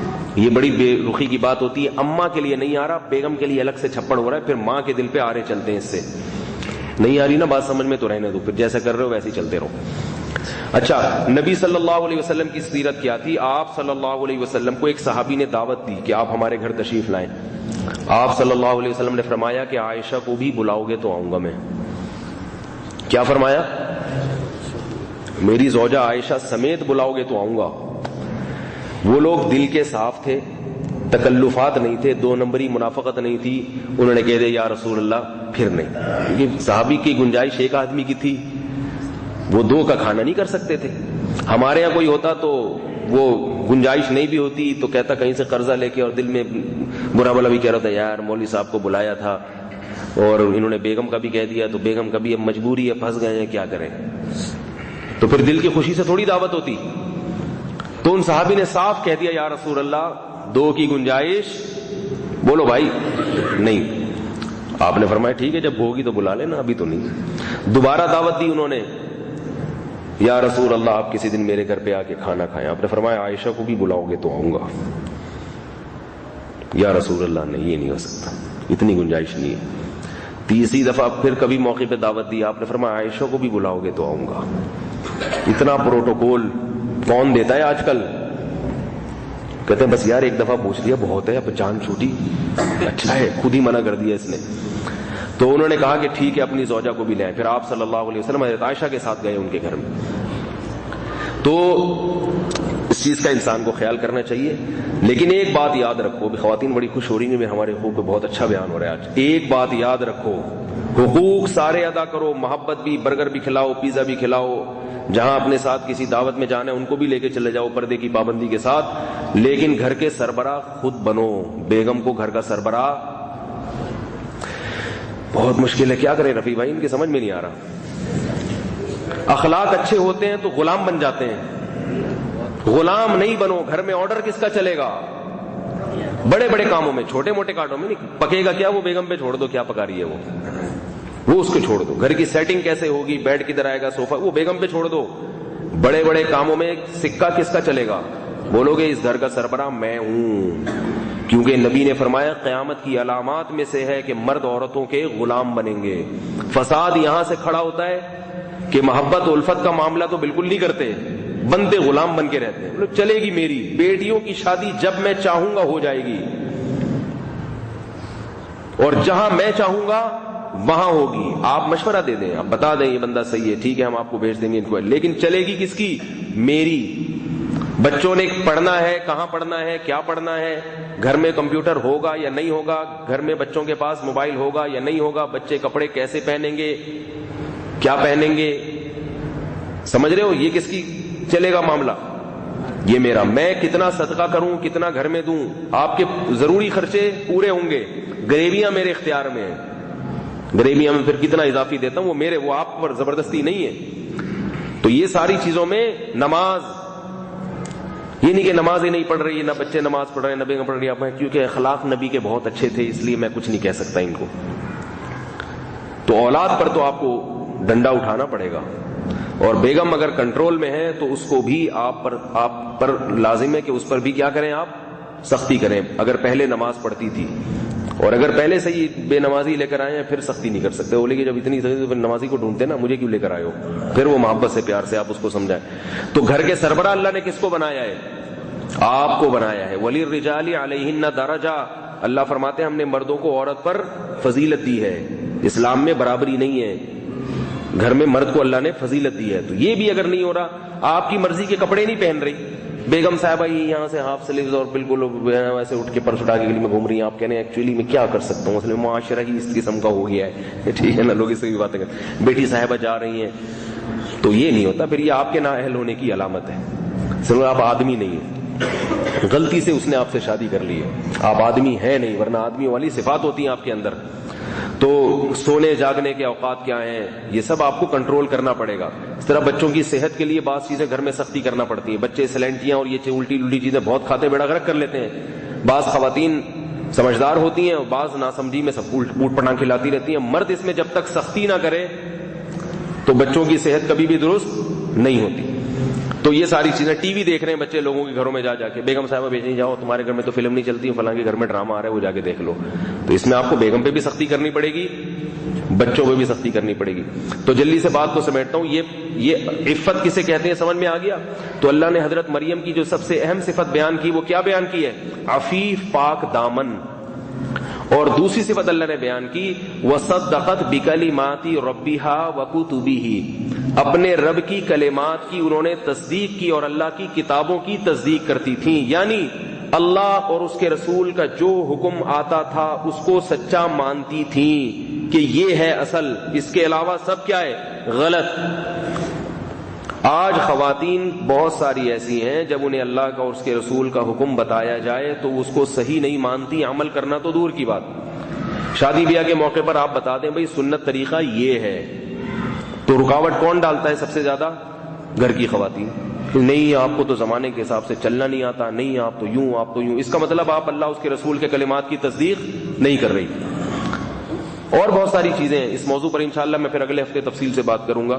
اور ایک تیسری چیز، یہ دو چیزیں پھر میں مزید روشنی ڈالوں گا. ایک تیسری چیز ہے یا مریم اقنتی لربکی واسجدی وارکعی مع الراکعین. حضرت مریم نفلی عبادت بہت کیا کرتی تھی. نفلی بات، عورت کے لیے نفلی عبادت کرنا آسان ہے کیونکہ اس کے پاس گھر میں اس کو وقت زیادہ ملتا ہے. آج کل کے حساب سے عورتوں کے پاس کیونکہ مشینی زندگی ہے نا، یعنی آج کل زیادہ کام مشینوں سے لیے جاتے ہیں. واشنگ مشین آ گئی، واشنگ مشین کپڑے بھی خود ہی دھو دے گی. پھر آپ نے صرف اتنا کرنا ہے وہ نکال کے اس میں ڈال دینا ہے ڈرائر میں.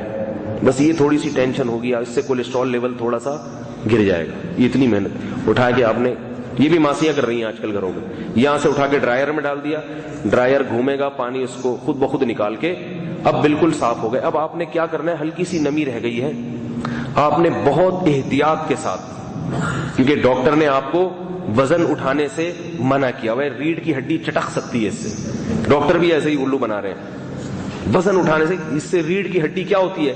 چٹک جاتی ہے. اور آپ کو پین کلر بھی آپ روزانہ کھا رہی ہیں پابندی کے ساتھ، پتہ نہیں پین ہو کیوں رہا ہے. ماسیاں گھروں میں صبح شام کام کرتی ہیں، ان کی کمر میں درد نہیں ہوتا.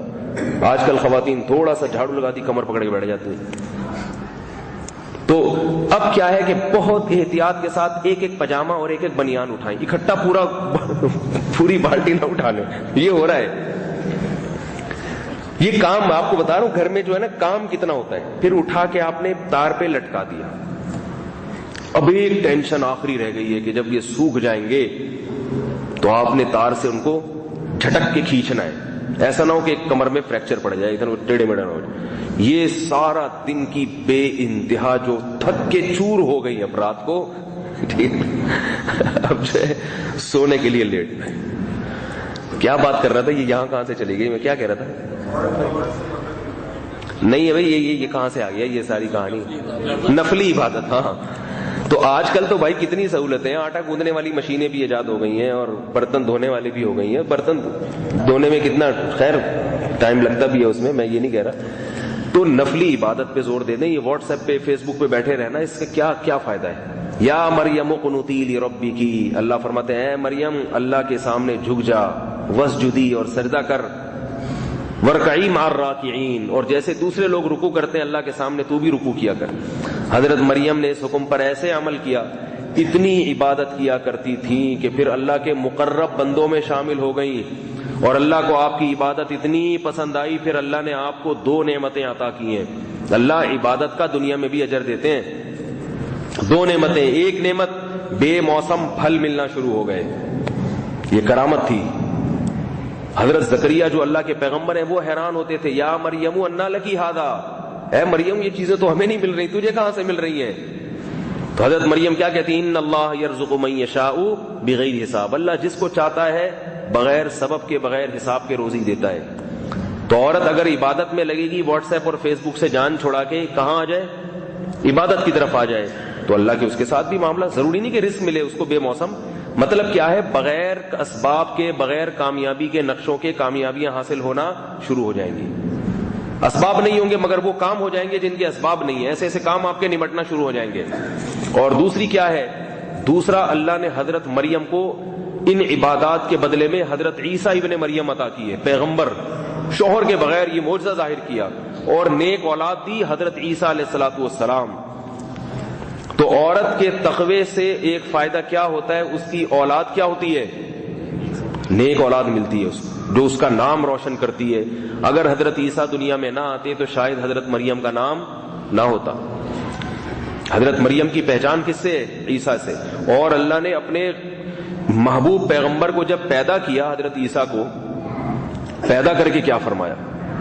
ابھی پیدا ہوئے ہیں، ماں کی گود میں ہیں، تو اللہ نے حضرت عیسیٰ کو بولنے کی طاقت دی کہ اپنی ماں کی برات کا اعلان کرو کہ میری ماں معاذ اللہ زانیہ نہیں ہے. سب کے سامنے ماں کی گود میں بچہ بول رہا ہے. اور پھر حضرت عیسیٰ نے بتایا کہ میں اللہ کا نبی ہوں، آتانی الکتاب، اللہ نے مجھے کتاب دی ہے، مجھے انجیل ملے گی، وجعلنی نبیا، مجھے نبی بنایا، اور کیا برم بوالدتی، اور اللہ نے مجھے حکم دیا کہ میں اپنی ماں سے اچھا سلوک کروں. ماں کا کتنا بڑا اسلام میں مقام ہے، اندازہ لگاؤ کتنا بڑا مقام. پیغمبر پیدا ہوتے ہی ماں کی گود میں جو تبلیغ کر رہا ہے، اللہ کا پیغام پہنچا رہا ہے، اس پیغام میں وہ نماز کا ذکر، زکوٰۃ کا ذکر اور ماں کے ساتھ حسن سلوک کا ذکر. کیا مطلب؟ بتا دیا کہ میں پیغمبر تو ہوں، پیغمبر کا مقام سب سے زیادہ ہوتا ہے کہ نہیں ہوتا؟ پیغمبر کا مقام اپنی ماں سے بھی بڑا ہوتا ہے. پیغمبر کا درجہ جو ہے نا وہ اپنی ماں کے درجے سے زیادہ. لیکن دنیا میں مجھے اللہ نے کیا حکم دیا ہے؟ پیغمبر ہو کے اتنا عالی مقام. اس جب حضرت عیسیٰ پیدا ہوئے ہیں تو اس زمانے میں اس کائنات میں حضرت عیسیٰ سے افضل کوئی بھی نہیں تھا، مگر اتنے افضل ترین پیغمبر کو جو روح اللہ ہیں اور جو قرب قیامت میں نازل ہوں گے، وہ ماں کی گود میں کہہ رہے ہیں کہ میں پیغمبر ہوں مگر مجھے حکم کیا ہے؟ فرما برداری کس کی کروں گا؟ ماں کی. اس سے علماء نے استدلال کیا ہے کہ والدین کا حق اتنا بڑا ہے کہ ہم تصور نہیں کر سکتے کہ میرے اللہ نے مجھے ابھی سے آرڈر دے دیا ہے، عیسیٰ تو ماں کی گود میں ہے، لیکن تو جس مشن کو لے کر آیا ہے نا، اس مشن میں ایک یہ بھی ہے ماں کے ساتھ حسن سلوک، کیونکہ ان کے والد نہیں تھے ورنہ وہ شاید والد کا بھی ذکر کرتے تھے. تو اتنا بڑا مقام ہے. تو بھائی میں پیغمبر بن کے بھی جھکوں گا کس کے آگے؟ خدمت کس کی کروں گا؟ ماں کی خدمت کروں گا. تو ماں کے تقوی پر اللہ نے کیا عطا کیا؟ ایسا نیک بیٹا جو ہے پیغمبر، جس کا مقام ماں سے زیادہ، مگر وہ اپنے آپ کو ماں سے افضل نہیں سمجھتا. یعنی خدمت کے معاملے میں وہ ساری زندگی ماں کے ساتھ اس سے سلوک کرتے رہے حضرت عیسیٰ علیہ الصلوۃ والسلام. تو یہ عورت کو 3 فائدے حاصل ہوتے ہیں. اور اگر آپ چاہتی ہیں کہ 3 نقصانات ہو جائیں تو جو اللہ نے کہا اس کے الٹا کرنا شروع کر دیں. سمجھ میں آ رہی ہے بات؟ جو اللہ نے کہا اس کا کیا کریں؟ الٹ کرنا شروع کر دیں. بھائی نماز پڑھنے سے اس میں برکت ہوتی ہے، آپ چاہتے ہو اس میں برکت نہ ہو تو نماز قضا کرنا شروع کر دو. تو اگر آپ خواتین چاہتی ہیں کہ حضرت مریم کو اللہ نے جو چیزیں عطا کی ہم کو نہیں، وہ چیزیں نہیں چاہیے، تو اس کے لیے کیا کرنا پڑے گا؟ جو کام حضرت مریم نے کیے آپ وہ کام کا الٹ کرنا شروع کر دو. حضرت مریم عبادت گزار تھیں، آپ کیا کریں؟ فیس بک گزار بن جائیں، ڈرامہ گزار بن جائیں، فلمیں گزار بن جائیں. اور موبائل پر گپیں گزار بن جائیں اور شوہر سے لڑائی گزار بن جائیں, ماں باپ سے بدتمیزی گزار بن جائیں, کیا خیال ہے؟ تو پھر آپ کو اولاد کیسی ملے گی؟ ویسی جن کی اکثر میں مثال دیا کرتا ہوں, لیکن مناسب نہیں ہے کسی شخص کا اتنا اچھا تذکرہ بار بار کیا جائے. وہ والی جو ایک دفعہ کا ذکر ہے, کس قسم کے آپ کے بدن سے بچے پیدا ہوں گے پھر, اور ایسے عجیب عجیب سے ہوں گے کہ آپ بھی کہو گی یا اللہ یہ بچے دو ہی اچھے ہیں. یہی تو ہو رہا ہے. خواتین کہتی ہیں یہ دو اتنے نالائق ہیں, اگر چار ہوتے تو پتہ نہیں کیا پیدا ہوتی. تو نیک صالح اولاد ملتی ہے تقوی کی بنیاد پر. تو تقوی والی زندگی اگر خواتین اختیار کر لیں, اولاد بھی ملے گی. اور کیسی ملے گی؟ حضرت عیسیٰ تو نہیں مل سکتے, وہ تو اللہ نے, جیسے خواتین حضرت مریم نہیں بن سکتی تو اب حضرت عیسیٰ بھی نہیں پیدا ہوں گے نا, تو ویسی تو کوئی نہیں بن سکتی, لیکن اس کے قریب قریب بنیں گی تو نیک بچے پیدا ہو جائیں گے. یہ اللہ کی ایک رحمت ہوتی ہے. باقی یہ صفات کو انشاءاللہ میں اگلے ہفتے مزید تفصیل سے بیان کروں گا. اللہ سمجھنے کی, عمل کی توفیق عطا فرمائے. مسئلہ پوچھا کسی نے, دعا سے تقدیر بدلتی ہے یا نہیں؟ تقدیر تو پہلے سے لکھی ہوئی ہوتی ہے, دعا بھی تقدیر کا حصہ ہے. تقدیر کی دو قسمیں ہیں, ایک تقدیر معلق, ایک تقدیر مبرم. معلق تقدیر کہتے ہیں لٹکی ہوئی تقدیر, اس میں لکھا ہوتا ہے کہ یہ آدمی مر جائے گا فلاں دن. اور تقدیر مبرم میں لکھا ہوتا ہے اصل میں تو یہ ہے کہ مر جائے گا, لیکن چونکہ یہ دعا کرے گا لہذا اس کی زندگی بڑھ جائے گی. تو وہ جو مبرم تقدیر ہے وہ کبھی نہیں بدلتی, معلق تقدیر بدل جاتی ہے.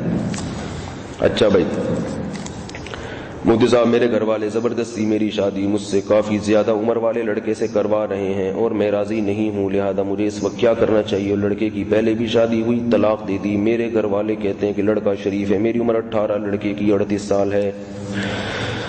ہاں یہ مسئلہ بڑا پیچیدہ ہے. مسئلہ یہ ہے کہ شریعت تو یہی کہتی ہے کہ لڑکی کی شادی اس کی مرضی کے بغیر جائز نہیں ہے, ظلم ہے یہ. مگر خواتین آج کل ایک بات سمجھتی نہیں ہیں, وہ سمجھتی ہیں کہ ہم کو ہمارے جیسا مل جائے گا. اور میں بار بار بیان میں کہتا ہوں, آج کل مارکیٹ میں رشتے شارٹ. تو بعض دفعہ والدین کو پتا ہوتا ہے کہ لڑکا 38 سال کا, لڑکی کتنی لکھی انہوں نے 18 سال, ایج ڈفرینس بہت ہے. مگر والدین کو پتا ہوتا ہے کہ بھئی ہماری بچی کی یا تو شکل و صورت کے لحاظ سے یا کوئی اس میں عیب ہے یا کوئی ایسا مسئلہ ہے کہ اس کو اس ایج کے لحاظ سے مناسب آدمی نہیں ملے گا. بعض دفعہ ایسا ہوتا ہے, تو پھر وہ مجبوراً اپنی بچی کی شادی کسی بڑی عمر کے لڑکے سے کر رہے ہوتے ہیں, یہ سوچ کر کہ لڑکے میں ایک عیب ہے باقی خوبیاں ہیں, اور اگر ہم نے یہ والا عیب دیکھے بغیر اس عیب کی ہم نے رعایت کی اور شادی نہ کی تو ہمیں کم عمر ملے گا مگر ایسا شریف نہیں ملے گا. تو اس لیے لڑکیوں کو چاہیے کہ اس بارے میں اپنے والدین کو اپنا خیر خواہ سمجھ کے ان کی رائے پر عمل کریں, جو وہ کہہ رہے ہیں اس کو مان جائیں. کیونکہ رپورٹ یہ ہے کہ والدین اپنی خاص طور پہ بیٹیوں کے لیے برا نہیں سوچتے, ان کو فکر ہوتی ہے. کیونکہ بعض والدین اپنی بیٹیوں کے نخروں کے چکر میں بیٹھے ہوئے, پھر وہ اتنی عمر ان کی زیادہ ہو جاتی ہے کہ پھر ان کو 38 والا بھی نہیں مل رہا ہوتا, پھر 48 والا ملے گا, اور پھر 58 والا, اس کے بعد 68 والا. تو پھر لڑکی خود ہی کہتی ہے کہ وہ 38 والا ہی میرے لیے بہتر تھا. یہ تو میں نے مشورہ دیا ہے, مشورے کی حد تک جو بات کی ہے وہ بتائی ہے. مشورہ الگ چیز ہوتی ہے, مسئلہ الگ چیز. مسئلہ تو یہی ہے کہ لڑکی پر زبردستی نہیں کی جا سکتی, مسئلہ یہی ہے. اور مشورہ کیا ہے کہ بھئی والدین جو کہہ رہے ہیں اس میں امید ہے کہ بہتری ہوگی, امید یہی ہے. کیونکہ والدین کے بارے میں یہ فرض کرنا مشکل ہے کہ وہ اپنی بچے کے لیے برا سوچیں. فرضوں میں صورتوں کی ترتیب بدل جائے یعنی. اور ایک بات آپ کو بتاؤں کہ مرد کی عمر کا زیادہ ہونا یہ اتنا عیب نہیں ہے, آج کل اس کو بہت بڑا مسئلہ بنا لیا گیا ہے. اتنا زیادہ ایج میں یوں اتنی سال کا ہو تو اتنے, پہلے زمانے میں بہت فرق بھی ہوتا تھا, وہ ساری زندگی کامیاب. لڑکی بہت جلدی بوڑھی ہو جاتی ہے, مرد نہیں بوڑھا ہوتا. حضرت عائشہ کی عمر 9 سال تھی رخصتی کے وقت, ہمارے نبی کی عمر کتنی تھی؟ 50 سال. ٹھیک ہے, اتنا ڈفرینس اس زمانے میں صحیح نہیں ہے, یہ زیادہ ہو جائے گا نبی کے دور میں, اس لیے کہ وہ تو نبی تھے نا, ان میں تو ایک وصف تھا کہ نبی ہیں, نبی ہیں وہ. تو اب کوئی اس بنیاد پہ اپنی 13 سال کی بچی کسی 60 سال کو دے دے کہ نبی کے دور میں بھی ہوا تھا, تو وہی وہ تو نبی کو دی تھی نا. یہ کیا ہے, یہ جو جس کو دے اب یہ کیا ہے, یہ کیا ہے بھائی؟ ہاں اسلاف میں اس کی مثالیں ملتی ہیں کہ نوعمر لڑکی کی شادی بڑی عمر کے فرض سے کی, جس بڑی عمر کے آدمی میں کوئی اضافی خصوصیات تھی, کوئی بہت بڑے بزرگ تھے یا کوئی میں اضافی کمالات تھے. تو اگر کوئی کسی میں اضافی کمال ہو تو عمر کا فرق پھر اتنی زیادہ اہمیت نہیں رکھتا. اور یہ جو چند سالوں کی عمر ہے 10 سے 15 سال کی عمر تک بھی میں سمجھتا ہوں کہ یہ عمر ایسی نہیں ہے کہ اس میں کوئی زیادہ, اگر وہ بعض دفعہ ایسا ہوتا ہے کہ ایک لڑکا عمر میں کم ہے مگر دیکھنے میں لگتا کیا ہے, زیادہ لگتا ہے, اور ایک عمر میں زیادہ ہے دیکھنے میں لگتا کم ہے. لڑکیوں میں بھی ایسا ہی ہوتا ہے کہ بعض عمر میں زیادہ ہوتی ہیں دیکھنے میں کم لگتی ہیں, بعض کم ہوتی ہیں دیکھنے میں زیادہ لگتی ہیں. تو اصل مدار ہے صحت پر. ڈیٹ آف برتھ کو چاٹنا ہے کیا کرنا ہے, ڈیٹ آف برتھ کو لے کے اس کو کیا کرنا ہے, اس ڈیٹ آف برتھ کو اصل مدار کس پر ہے کہ بھئی صحت کیسی ہے. تو اس کو زیادہ فوکس کیا کریں, زیادہ عمروں کے اور ان چکروں میں نہ پڑا کریں. اور لڑکے کو بھی چاہیے کہ اگر لڑکی دلہن آپ سے عمر میں بڑی ہے لیکن آپ کو اگر وہ سمجھ میں آ رہی ہے تو کوئی بات نہیں بھائی, اس سے کر لو. یہ ایک درد سر بنایا آج کل والدین نے. ہم سے تو لوگ ہر قسم کا غم شیئر کر لیتے ہیں نا. لڑکوں کے فون آتے ہیں, حضرت وہ ایک آنٹی ہیں خود ہی آنٹی کہہ رہا ہے اس کو, آنٹی ہیں اور مجھے بہت اچھی لگتی ہیں, میں چاہتا ہوں ان سے شادی کر لوں اور میرا بڑا دل چاہتا ہے. مجھ سے عمر میں 3 سال بڑی ہیں. میں کہتا ہوں یار اگر آپ کو لگ رہی ہے اچھی تو کیا کرنا ہے 15 سال کی لڑکی کا, آپ کو جو اچھی لگ رہی ہے اس سے شادی کرو نا. دیکھو کھانا پکا ہوا ہے, ادھر نہاری ہے, ادھر مرغی ہے, ادھر بریانی, ادھر ملائی رکھی ہوئی ہے, ٹھیک ہے نا. سستی کیا چیز ہے, ملائی سستی 10 روپے کی پلیٹ مل جاتی ہے, ادھر مرغی ادھر نہاری. تو بھائی ہمیں تو جو اچھا لگے گا وہ کھائیں گے نا. اب ایک آدمی کو دال اچھی لگ رہی ہے, بعض دفعہ دال میں ایسے ہی مزے سے بنی بھی ہوتی ہے کہ گوشت سے زیادہ ذائقہ دال میں ہوتا ہے. تو آپ کو جو قرآن میں اللہ نے کیا کہا, فَانْكِحُوا مَا طَابَ لَكُمْ, جو تمہیں پسند آئے نا ان عورتوں سے شادی کرو. اللہ یہ نہیں کہا جو تمہاری عمر سے کم ہو ان سے شادی کرو, اگر تم پٹھان ہو تو پٹھانوں میں کرو, پنجابی ہو تو پنجابی. یہ قرآن میں کہیں نہیں ہے. کتنے واضح اللہ نے الفاظ بیان کر دیے, کیسے عجیب الفاظ ہیں کہ تم سے عمر میں بھی کم ہونی چاہیے, اردو بھی اسپیکنگ ہو تو پھر وہ بھی اردو, اگر تم پنجابی ہو تو وہ بھی پنجابی, تم پٹھان ہو تو وہ بھی پٹھان. کچھ نہیں ہے. قرآن نیچرل, اسلام نیچرل مذہب ہے. صحابہ نے دنیا کی ہر قوم میں شادیاں بھی کی ہیں, اپنی سے بڑی عمر کی عورتوں سے بھی کی, کم عمر کی عورتوں سے بھی کی. ایک لفظ قرآن نے بیان کرتے ان سارے جاہلیت کی رسومات پہ پانی پھیر دیا. فَانْكِحُوا مَا طَابَ لَكُمْ, جو تمہیں پسند آئے اس سے کرو. بعض ایسے بھی ہوتے ہیں, ایک لڑکا میرے پاس آیا, کہہ رہے ہمارے آفس میں خاتون کام کرتی ہے, ان کے 3 بچے ہیں, طلاق یافتہ ہیں, مجھ سے وہ خاتون عمر میں 5 سال بڑی ہیں, لیکن میرا دل آ گیا ہے اور میں اتنا عشق میں گرفتار ہو گیا ہوں کہ میں ان کے 3 بچوں کو رکھنے کے لیے بھی گرفتار ہوں, تیار ہوں. میں ان کے 3 بچوں کو رکھنے کے لیے بھی کیا ہوں, تیار ہوں. میں اٹھ کے گلے ملا اس سے, میں نے کہا آپ کے آنے پر بہت خوشی ہوئی, عبادت بھی, یتیموں کی کفالت بھی, اور آپ کی منمانی بیوی بھی. اور کیا چاہیے بھائی, گریوی میں ثواب بھی مل رہا ہے اور آپ کو آپ کی محبوب چیز بھی مل رہی ہے, تو اور کیا چاہیے. میں نے کہا مشورہ نہیں لینا, کر کے اطلاع دے دینا جب ہو گئی ہے. اس نے کہا ابا نہیں مان رہے, اماں نہیں مان رہی. میں نے کہا وہ نہیں مانیں گے, وہ نہیں. آج کل ابا اماں نہیں مانتے, کیا کروں میں, مجبوری ہے. ابا اماں نہیں. میں نے کہا ابا اماں کی اپنی بیٹی ہوتی نا, کوئی طلاق یافتہ 3 بچے ہوتے اور اس کا ایسا رشتہ آیا ہوتا, کٹاک سے پکڑا دیتے, اس کو کٹاک سے پکڑا دیتے. تو میں نے کہا اللہ نے آپ کو اختیار دیا, ابا اماں کی خدمت کرو, ان کے نیک ہو. ابا شادی میں اپنی مرضی سے کروں گا, یعنی مجھے اگر پسند آ رہی ہے تو میں وہاں کروں گا شادی. میں نے کہا کر کے محبت کے ساتھ ابا کو اطلاع دے دو. میں بڑی مشکل سے یہ بات کہہ رہا ہوں, مجھے پتا ہی ہے کتنی مجھے صلواتیں سننے کو ملیں گی, لیکن میں یہاں ماحول معاشرے کی باتیں کرنے کے لیے بیٹھا ہوں, یہ اللہ اور اس کے رسول کی باتیں.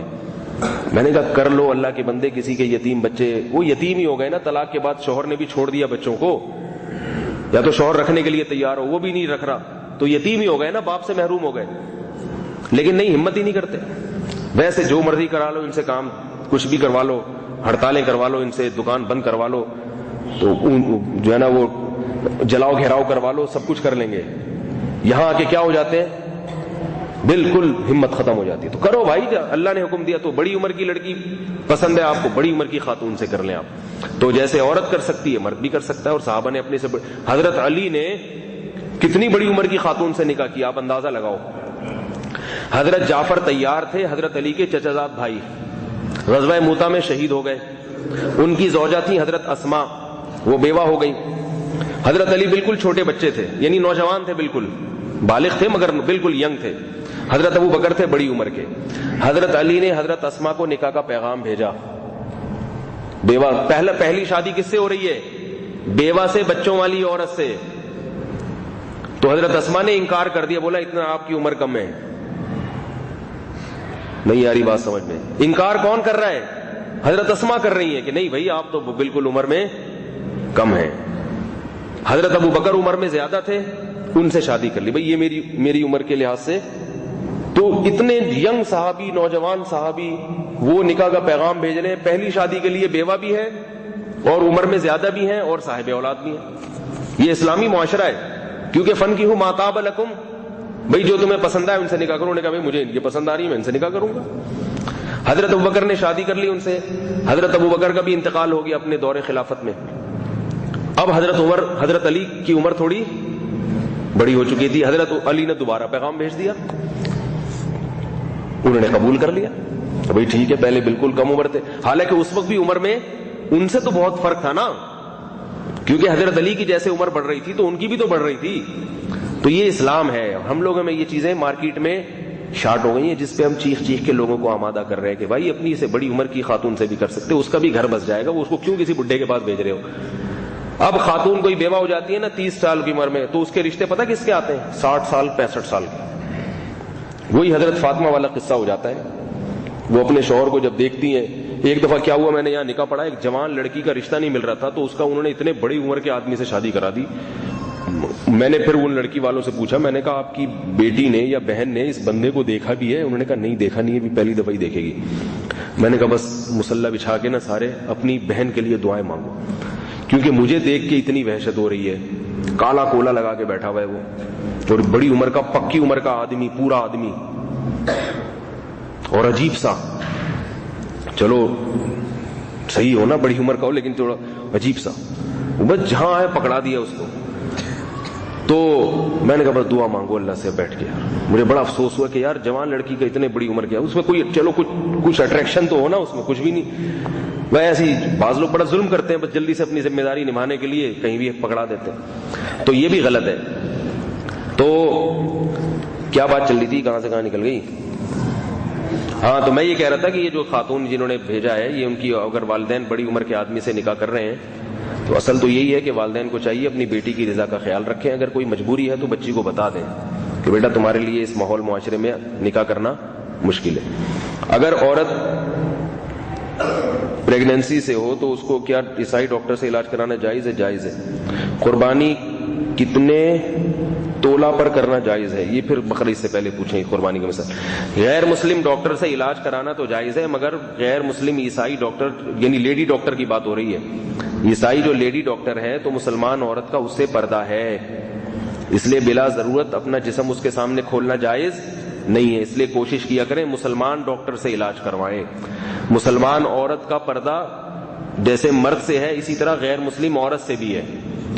البتہ اتنا ہے کہ غیر مسلم عورت سے کے سامنے چہرہ کھول سکتی ہے, سر کے بال غیر مسلم عورت کے سامنے مسلمان عورت نہیں کھول سکتی. یہ مسئلہ بھی خوب سمجھ لیں, کیونکہ قرآن مجید نے عورت کو اجازت دی ہے کہ وہ اپنی زینت ظاہر کر سکتی ہے. اس میں شرط لگائی وَنِسَاءِ الْمُؤْمِنِينَ, مومن عورتوں کے سامنے کھول سکتی ہے عورت اپنی زینت. پتہ چلا کہ غیر مسلم عورتوں کے سامنے زینت ظاہر نہیں, اس کے سامنے پراپر ڈریس پہننا پڑے گا عورت کو. اللہ تعالیٰ سمجھنے کی, عمل کی توفیق عطا فرمائے.